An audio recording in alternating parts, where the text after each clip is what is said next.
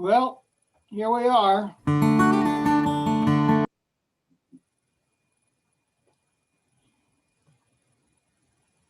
Well, here we are. We've finally come to this first Sunday and to this first day of the November, which many of us thought would never arrive. It's my pleasure to welcome everyone to the Unitarian Universalist Church of Boulder for this morning's worship service. Hello, my name's Fred Cole, and I'll be your worship leader today. If you're a new visitor or would like more information about us, please email our office manager, Amy Sin, and let her know how you found us. You will find her email in the chat box.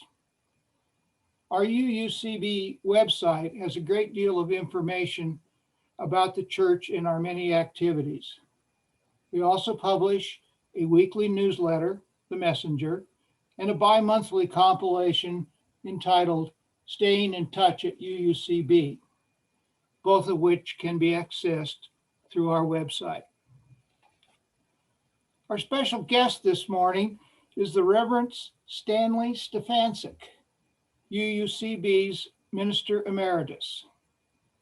But before I formally introduce Stan, I have to tell you the story about his arrival in Boulder.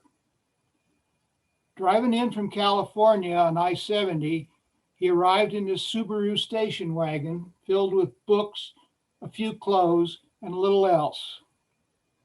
It was in February of 1994, and as he emerged from the east end of the Eisenhower Tunnel, he was met by one of our famous upslope blizzards. Not knowing what else to do, he tucked in behind a semi-trailer truck and followed it for what he says was 100 miles until he got to the Golden Exit, which had been marked on his map, and hence north to Boulder, still surrounded by that snowstorm. Crossing Rocky Flats, he must have wondered to himself, now what have I gotten myself into? He came for 8 months and stayed for 2.5 years. A native of Cleveland, Ohio, Stan studied civil engineering while working as a bricklayer's apprentice. Upon completion of his apprenticeship, he changed direction and majors and earned his BA in English and American literature. Stan became active in politics and social change while he was in college. He earned his Master of Divinity degree at Harvard University, and he still wears his crimson robe, just to prove it. While studying for a PhD, he began working with the Southern Christian Leadership Conference and met Dr. Martin Luther King Jr., who inspired him to leave his graduate studies and become a Unitarian Universalist minister. This gave him the opportunity to become deeply involved with the civil rights movement and to participate in meaningful social and political change. A minister for more than 40 years, Stan has served churches in 6 states and has also joined many community organizations and served on several nonprofit boards. These include Common Cause, the ACLU, and Planned Parenthood. He and his wife, Mariana, a psychotherapist, live in San Rafael, California. My friend, welcome back to the UU Church of Boulder. Please ensure your microphones remain muted.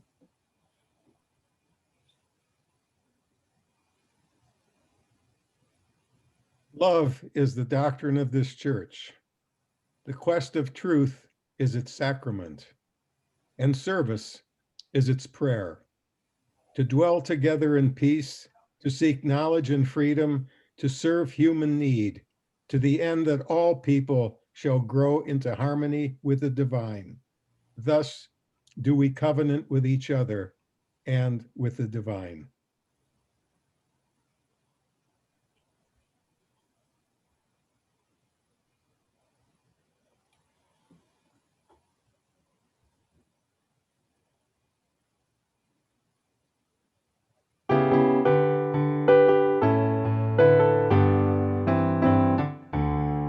This little light of mine, I'm gonna let it shine.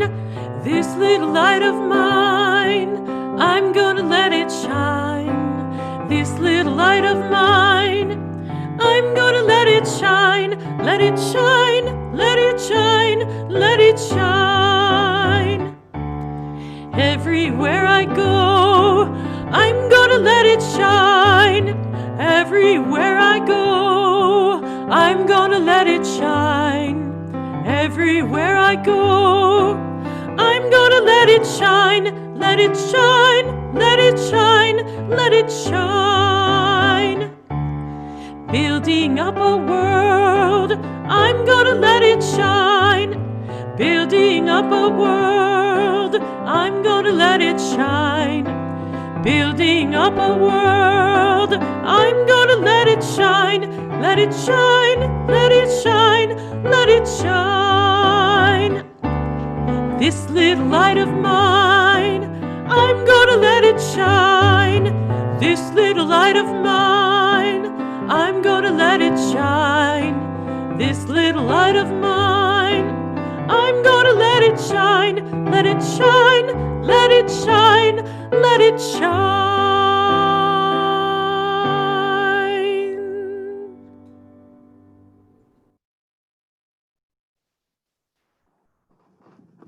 Good morning, everyone. My name's Larry Metzroth. When I was invited to be the chalice lighter for this service, I was honored. The sense of compliment increased when I discovered billing alongside Stan Stefancic. I only recently returned to the UUCB after an absence of 22 years. It's wonderful to be here to light the chalice for a service led by Fred Cole, with Stan Stefancic preaching on the dilemma of freedom versus equality. You may ask what motivated me to return to the UUCB on January 19th of this year. I was disturbed, very upset by mass media coverage of a Richmond, Virginia rally scheduled by a gun rights group on the Martin Luther King holiday. I remembered that every UU entity that I was associated with in Springfield, Illinois, in St. Louis, in Boulder, in France, in Singapore, honored Martin Luther King with a service on our responsibility to act for justice and equality for people of color. The service did not disappoint me. I left with a renewed dedication to work for justice and equality in my community. The dedication has increased as we move through this interesting year with repeated incidents of law enforcement brutality against people of color, accompanied by dog whistle missives from irresponsible media organs and politicians. I am a retread at the UUCB. I joined in 1989 and worked with the religious education director. Her name was Jude Sturtz, to provide a program of diversity, spirituality, and tolerance for mine and the congregation's other children. I was elected to the board and was appointed treasurer in 1993 at a time when we had lost our minister and the congregation was in turmoil. Stan Stefancic joined us as interim minister within a few months and provided the leadership, stability, and humanity, permitting the congregation to work through organizational and financial crisis and reach an apogee of unity and restored mission. Although many physical monuments can be attributed to Stan at our building, the one that's actually named for him is the Stan Stefancic Memorial Furnace that warms our sanctuary on winter days. It's a story I don't have time for today, but I expect Stan will warm our ears and our hearts with his message on freedom and equality. And I light this chalice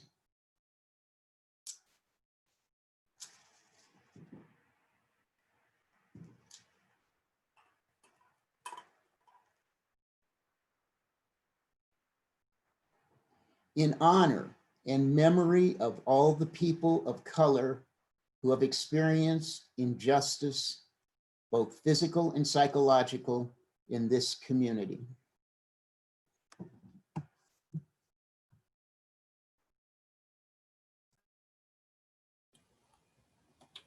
We now invite all of those gathered in your various locations to join together in fellowship and community as we recite our congregation's covenant. We gather in fellowship to speak truth to each other, to reach out and touch one another, to care with each other, and to seek the truth divine. So be it.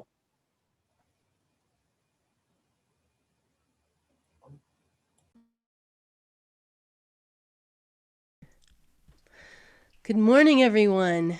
It is a joy to be with you once again. It's been a while. And on the eve of election, I'm sure that's on everyone's mind. Someone asked me, why don't you just record everything ahead of time? It is because of this. We gather together in fellowship to speak truth to each other, to care for each other, to hold each other with love through all that life brings. We gather online to connect and remember that in times of difficulty and in times of joy, we are not alone. So today, if you have something on your heart or your mind that you would like to share, I invite you now to please type a few words about it into the chat box. Or if you even just type blessing, joy, concern, or sorrow, that's fine too. I will lift up a few of the comments as they go by.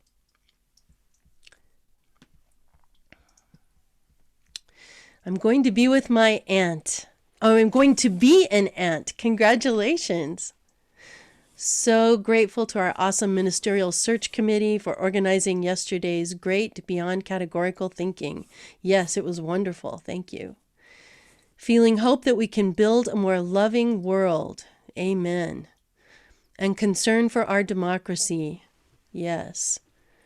Blessing that our friends were able to return to their home in Estes Park. Hallelujah. To the Lakota people struggling in lockdown up at Pine Ridge. Yes, they are going through a difficult time right now. Concern for Walter Wallace Jr.'s family and the families affected by police brutality. Yes. Yes, again. Grateful for a successful trip to Pine Ridge. Thank you for going, Karen, up to Pine Ridge, holding all the people on the ridge in our hearts and in our thoughts. Thank you for the workshop yesterday, and blessing to have Rev Dana here today. It's an honor and joy to be with you. Concern for the election outcome, absolutely. I think that's on all of our hearts and minds, and we can't necessarily change anybody's votes at the moment if they're already in, but we can hold each other with love no matter what happens. Trying to stay grounded. Yes, aren't we all? Both my son and daughter-in-law are COVID-free after a recent scare. I'm breathing much easier. Yes, thank you. And I just want to mention that we are holding with love all of the people who are not COVID-free, but have recently been diagnosed with COVID or are experiencing a lot of illness. And even those who have died, we're holding them with love. And all those who have lost loved ones. Difficult personal time in Wayne, Nebraska. Thank you. And as the blessings and concerns continue to come in, by all means, continue to post as you would like.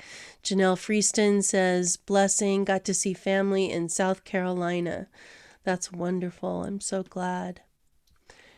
And whatever you are going through this week, whatever life is bringing to you, remember you are not alone. And may this sharing, whatever is on your heart, lessen the weight of concerns that you are carrying. And may it amplify the impact of blessings to all. Love always. Amen.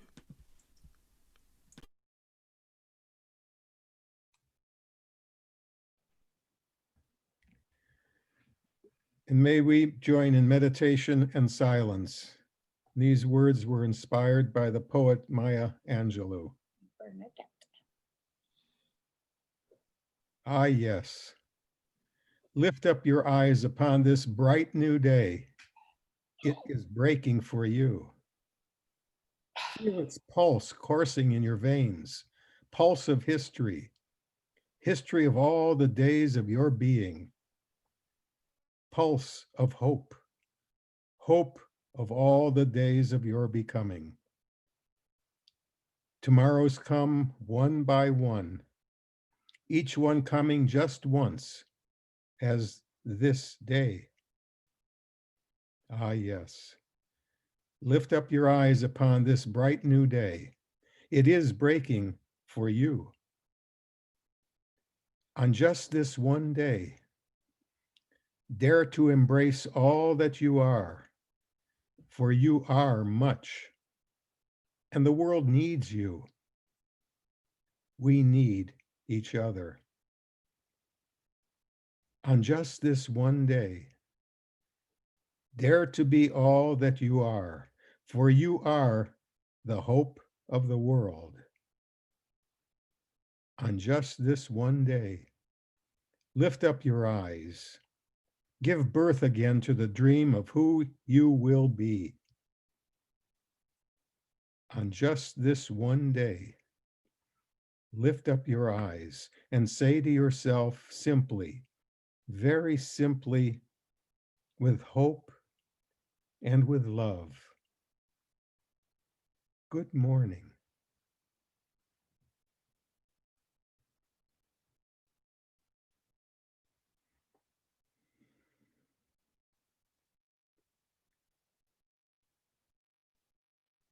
This life is an act of learning how to be, ever returning to the living stream of all is well.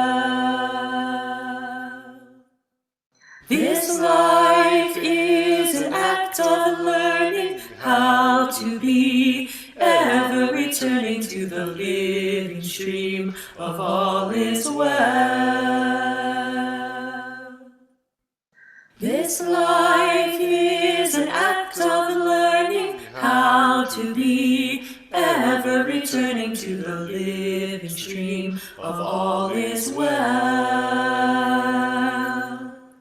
This life is an act of learning how to be, ever returning to the living stream of all is well. This life is an act of learning how to be, ever returning to the living stream of all is well. This life is an act of learning how to be, ever returning to the living stream of all is well.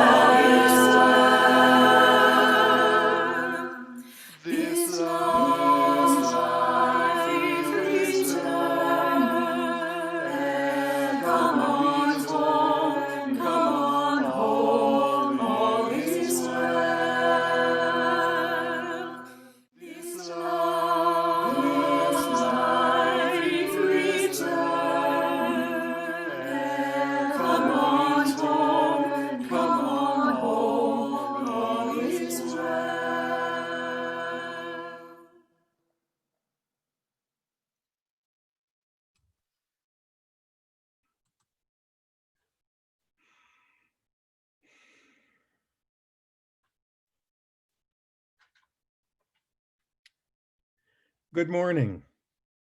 I'm very pleased to be with you this morning.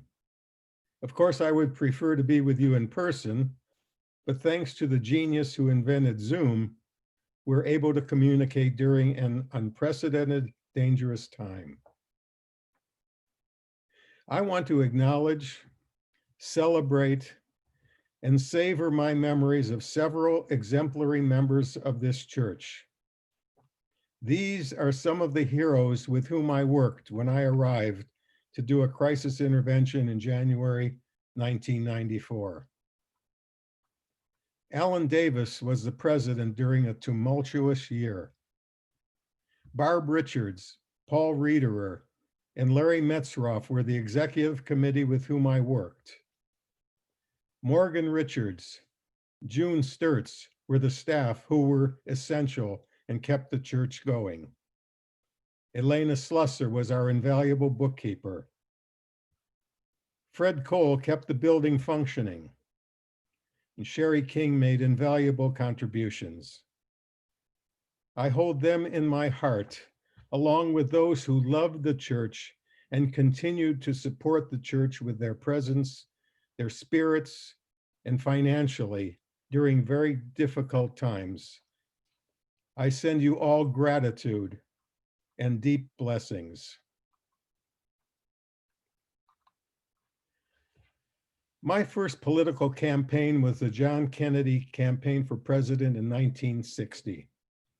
I was a college student at Maryville College in East Tennessee near Knoxville.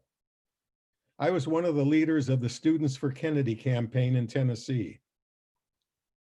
It was also my first opportunity to vote in a presidential election. I registered to vote in Tennessee. At that time, in order to be registered, I had to pay a poll tax and pass a test. I passed the test because I was white. Black potential voters were given impossible questions regarding the Constitution.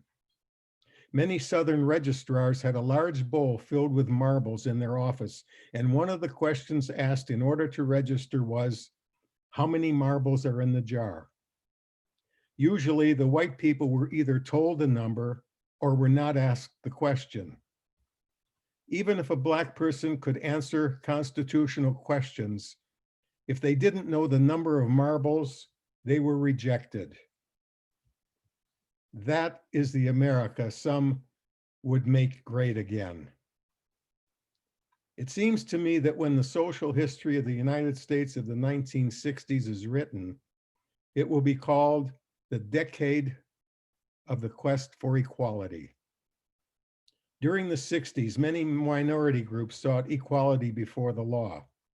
They sought equal social, economic, educational, and political opportunity. Minorities worked for equality so that they and their children might enjoy a greater degree of personal opportunity and autonomy. Opportunity and personal autonomy provide individuals with the means of having greater control over the quality of their lives. The civil rights movement involved the struggle of Black and brown Americans with the help of white Americans to attain equal access to a better future through the attainment of equal access to public and private institutions from which they had been deliberately and systematically excluded, especially in the South, because of race. The civil rights struggle was and is the quest for equal opportunity.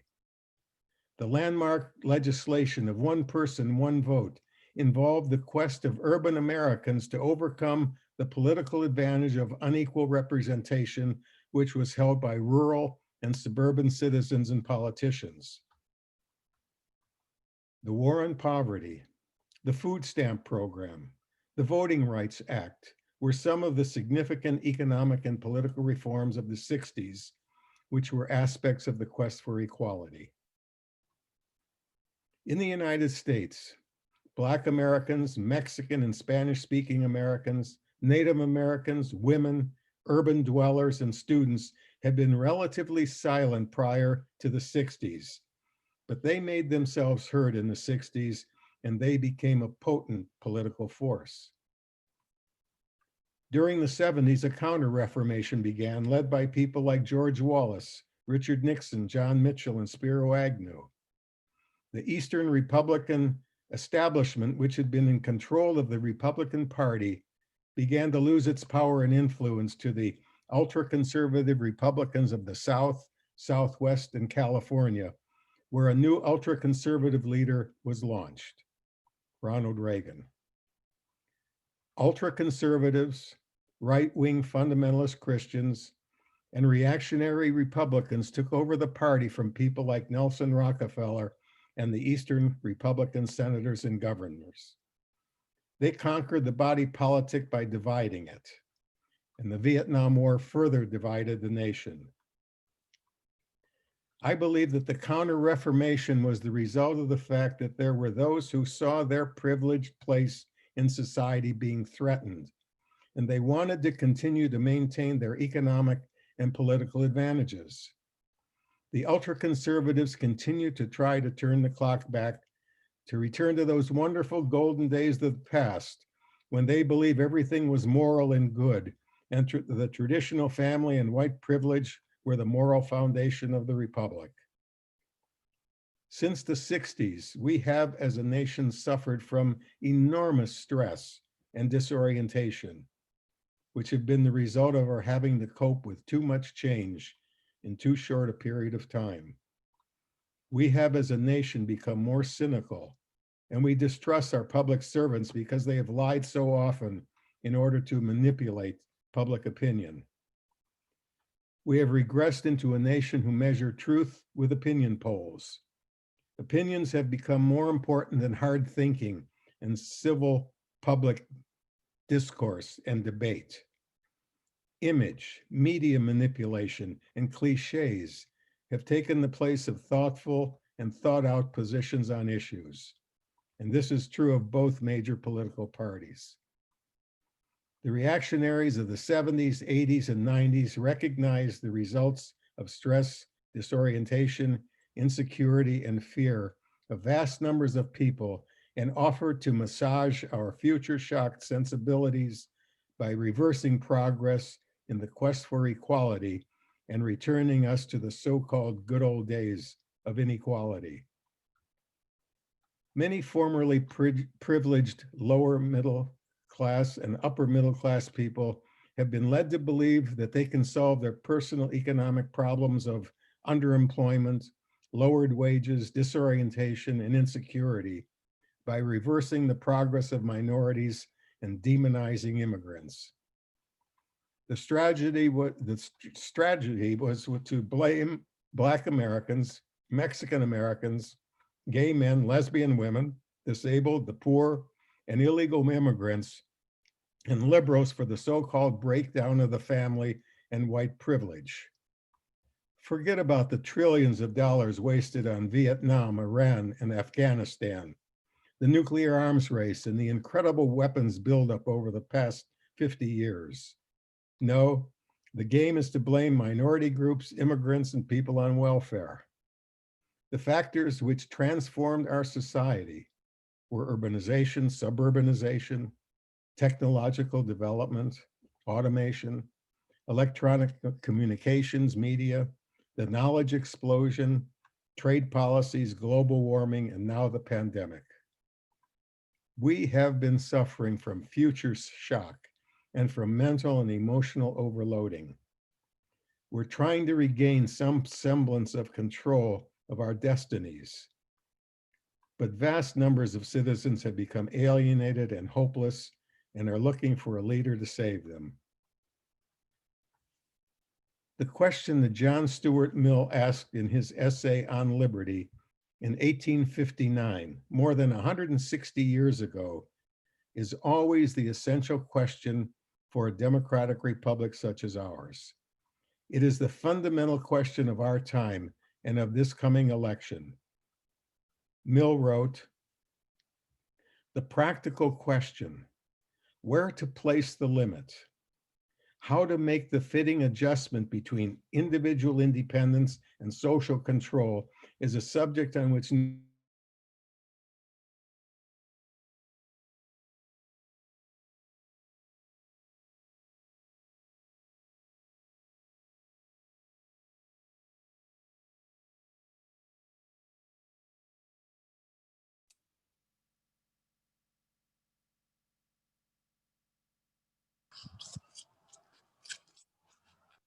We seem to be experiencing some technical difficulties.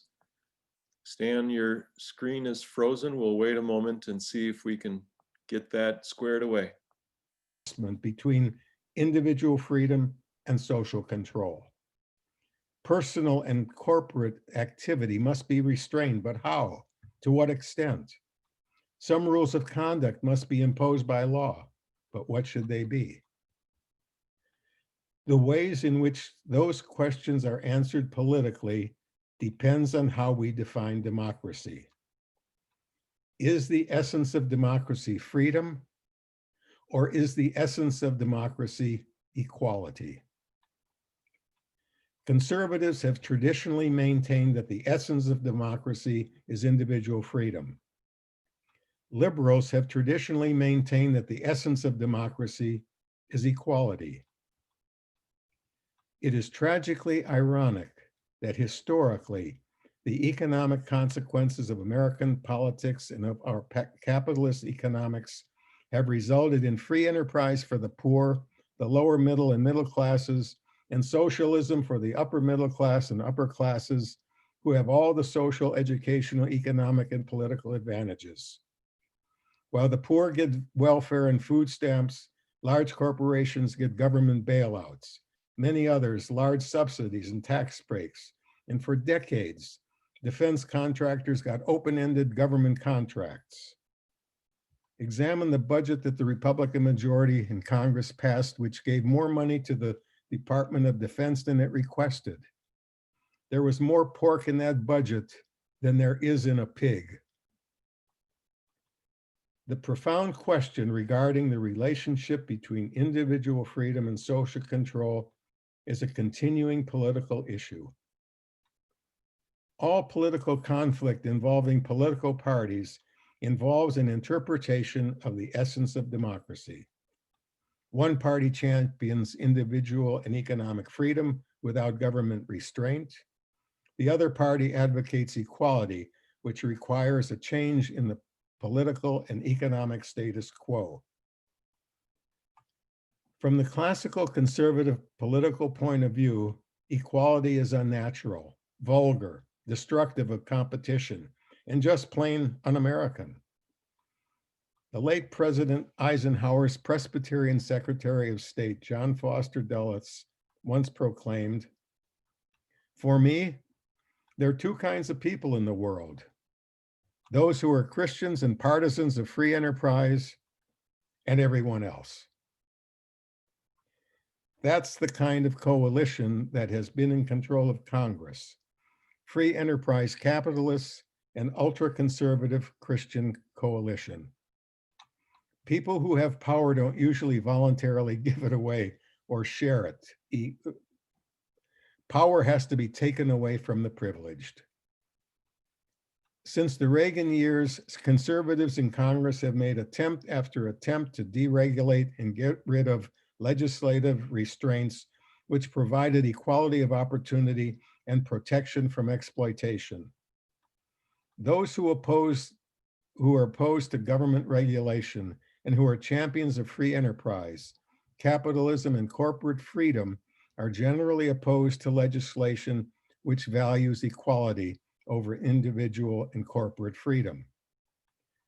What is ironic is that these same conservatives want to limit individual freedoms regarding relationships and the self-determination of the use of one's body.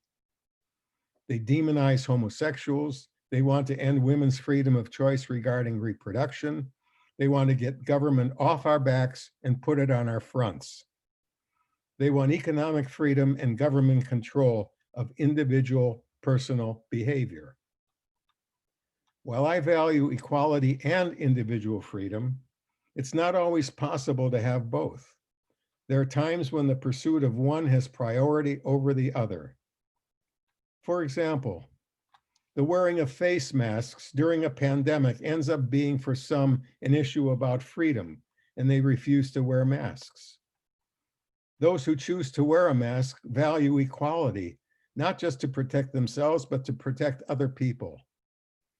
In describing the nature of conservatism in America, the late scholar Clinton Rossiter wrote, Here is a bare bones rendering of the principles and beliefs of the conservative tradition. 1, a strong doctrine of original sin. 2, the inequality of persons. 3, the priority of liberty over equality. And 4, the inevitability of class structure.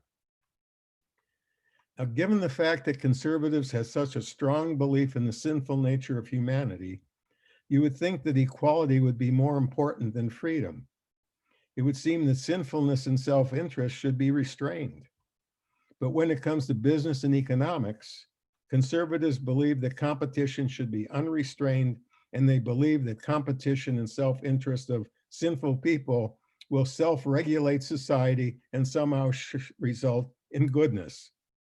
Talk about faith. Conservatives blame all of the ills of society on legislative regulations and not on competitive self-interest. They believe that freedom must be earned, that it is not a natural right. The purpose of the conservative practice of personal freedom is not to liberate, but rather to dominate. The acquisition of wealth and power have been interpreted as signs of divine favor. It is a secularized version of salvation, while poverty is a sign of inferiority and of divine punishment. People are poor, they say, because they're lazy, because they don't want to work, not because of systematic exclusion, exploitation, and white privilege. Conservatism is a philosophy of economic and social privilege. What interests me about conservatism is that they distrust the motives of poor people and are constantly talking about welfare cheating and the decline of traditional family structure and so on. But they are silent when it comes to white-collar crime, the ethics of downsizing, and the impact of tens of thousands of people losing their jobs as corporations in the past have artificially driven up stock prices, not by selling more goods, but by cutting labor costs and getting favorable tax adjustments. Conservatives have clear and definite ideas about sin and salvation, of right and wrong, who's good and who's bad. Some develop an infallibility complex. It doesn't occur to them that they must include themselves in their own definition of human nature as being sinful. Many elected representatives and senators fundamentally hate democratic government. They repeal legislative restraints on business and return us to the days of the 19th and early 20th centuries, when liberty of contract and property rights were thought to be inviolable, and businesses could use labor as at will and could exploit natural resources and poison the air and water. The conflict of values which we are facing as a nation can be summarized in the following way. Calvin Coolidge once proclaimed, "The business of America is business." Upon hearing this remark, Supreme Court Justice Felix Frankfurter replied, "Nonsense. The business of America is civilization." I'm on the side of Frankfurter. Civilization is always vulnerable, always insecure. Civilization, civility are diminished when fear gets out of hand and when superstition turns the attention of people away from the future into a desire to return to an imaginary, idealized past. Any nation that wants to be considered civilized must provide the conditions for its citizens to have opportunities to develop their potential. It must restrain the temptation of people to exploit each other by establishing laws to prevent exploitation and encourage equality. It must be committed to equality and freedom and find a fitting adjustment between the two. The issues and conflicts we're facing are perennial. Two philosophies are in conflict with each other, and choices have to be made. I believe in individual freedom because I believe in equality. Religious liberals have been interested in establishing the kind of freedom that provides the individual with moral elbow room. Liberals have sought equal rights and equal opportunities by ridding society of the social and legal controls which held minorities in bondness and prevented them from realizing their potential. Our 19th century Unitarian transcendentalist ancestors believed that there was a divine spark or aspect in every human being, that the ethical person could not stand by and allow any person or group in society to be exploited. They began a reform movement that was unprecedented. All human beings, they said, are intrinsically of value, no matter what their gender, race, sexual orientation, religion, economic status, age, or physical abilities. It seems to me that the battle today, and make no mistake, it is a battle, is between those who have a sense of human solidarity and concern with the well-being of all people, and those who believe that we are all isolated individuals who are in competition for the goods of life. They say, to the victors go the spoils, and the losers don't deserve any compassion. Life is a battleground in which only the strong should prosper and reap the rewards.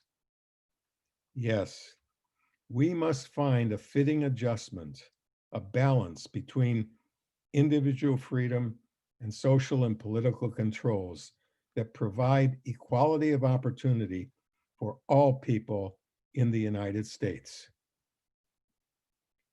The issues we are facing are immensely important.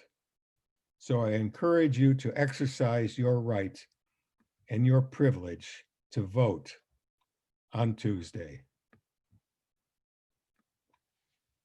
So be it.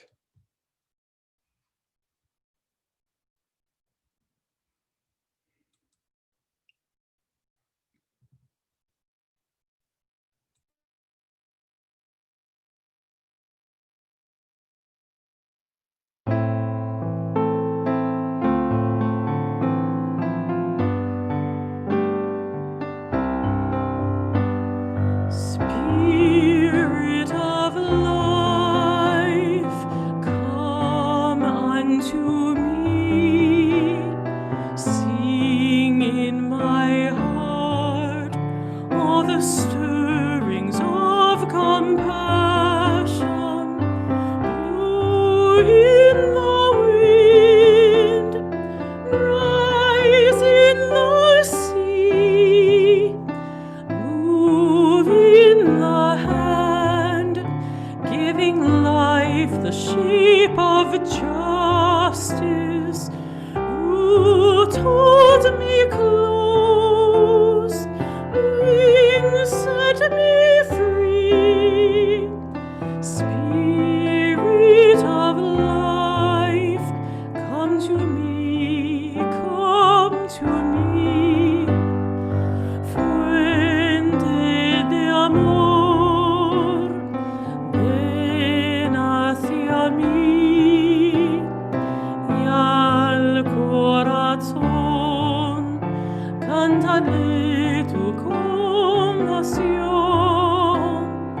Sopla al volar, sube en la mar, hasta moldear la justicia de la vida. Arraigame,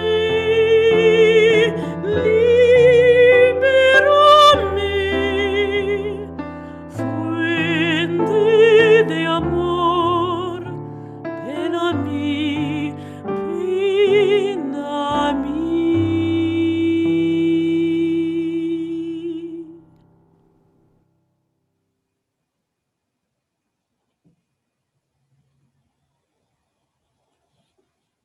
The Community Food Share is our nonprofit partner for November.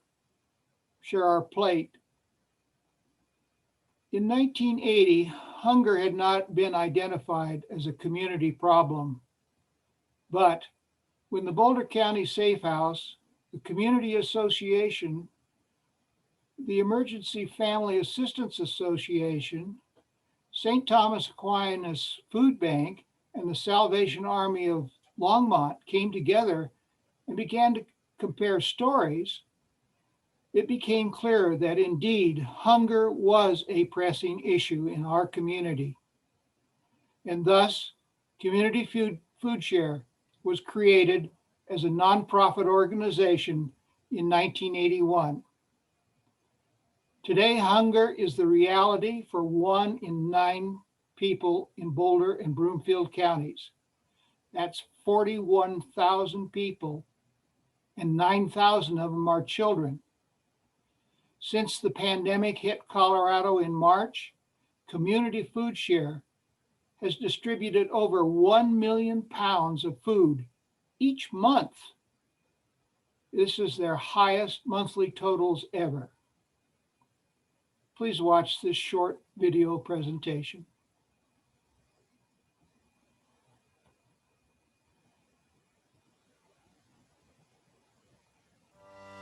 Most of us are probably not aware of hunger within our community. Boulder and Broomfield counties are no exception. The impact can be sudden and surprising to people from all walks of life. There are people from a variety of different backgrounds, some that are working, some that are not. You don't know who it is in the community that's hungry. When you see people coming in to feeding families, it's not a sad day for everybody. People are here, they're happy because they're getting food. Food is really important. I've got 3 boys, they eat. And it's made it so that, I don't know, I can breathe easier. So my mom's 92 and my dad's been gone now for 13 years. We were a pretty good pair. When my dad passed away, I promised my dad I'd take care of my mom. Life is about helping people and sharing. My dad taught me that. Paying rent and not being able to really have a little freedom financially was difficult, but once I started being able to subsidize my groceries and come here, it made it so much easier for me. We've been around since 1981, and our job is to get as much food as we can from as many sources, bring it together, reconfigure it, sort it, repackage it, inspect it, and then send that out to as many places as provide food to people in the community as we can. Community Food Share is a hub delivering millions of pounds of food a year to more than 40 local nonprofits. It takes a lot of hard work, a ton of collaboration, and a dynamic. You might have noticed that many of those organizations that were listed have been Share the Plate. Most of us are probably not. You can make your donation now using the link posted in our chat, by sending a check to the church, or by scanning the QR code on the next slide with your mobile phone. Please be as generous as you can. We will now receive the offering.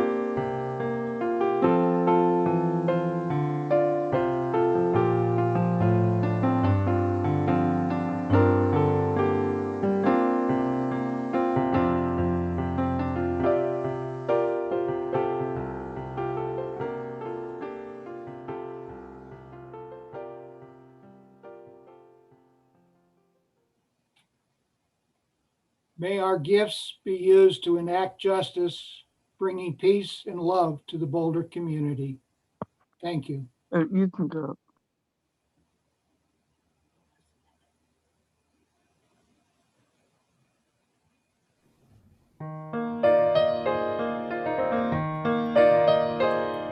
For all that is our life, we sing our thanks and praise.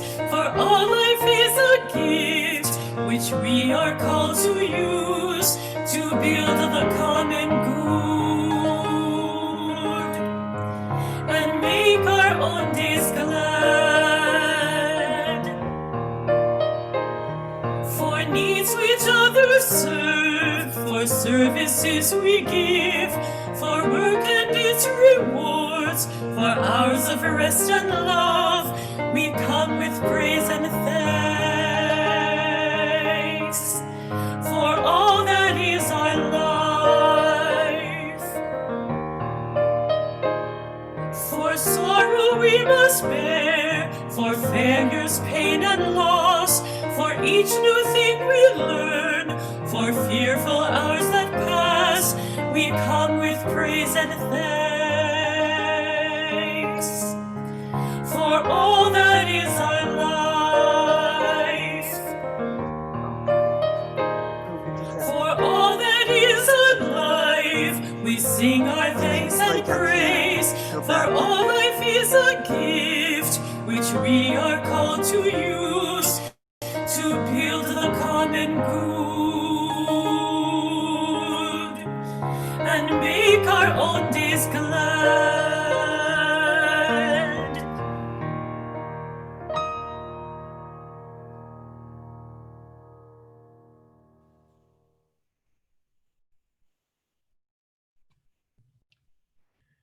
The following closing words are words I wrote when I was minister of the Unitarian Universalist Church in Birmingham, Alabama. The church there, the building then, was between the botanical gardens and the zoo. And I used to proclaim that we were the only religious institution in Birmingham who would be happy in that environment. One day I came to the church because the zoo was right next door, and on the peak of the church, a peacock was sitting. And I went home and I wrote these closing words. Be glad, be yourself. Wear your life like a peacock its plumes, and sing your life like bird song.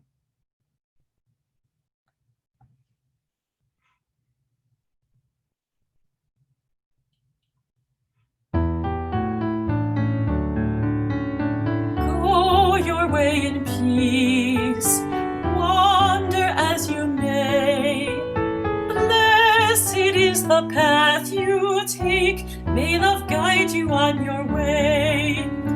Go your way in peace, wander as you may. Blessed is the path you take, may love guide you on your way.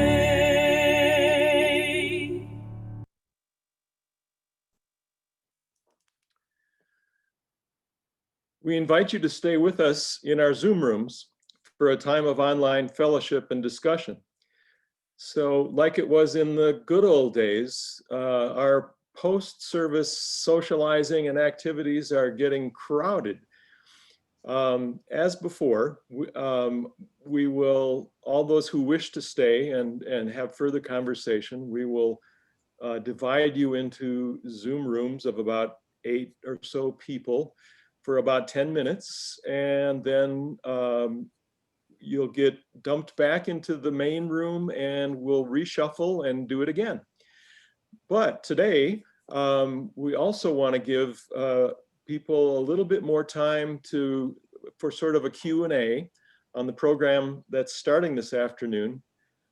Drop in Soul Matters Covenant Groups, Deep Listening. And that starts at 2 o'clock this afternoon and will be on the first and third Sundays of the month for as long as there's interest. Be happy to give you more information about that. Meanwhile, many of you are saying, I want to talk to Stan. I have to greet him. So for either reason, when the Zoom room breakout happens, just opt not to go to the breakout room and stay in the main room, and Stan will be there and I'll be there to talk a little bit, and we'll do that, and then we'll shuffle, and Stan will have the floor all by himself in the second round for those of you to greet him and catch up and share all the information and news that you have. Hope that's clear, and I hope I can get this done properly. So here we go, we're gonna try it. Oh, and by the way, the Zoom link for the meeting at 2 p.m. this afternoon is a different one, and that's posted in the chat. I'll post it again here in a little bit. See you soon. We didn't work today. I guess. Uh-oh. Here we go.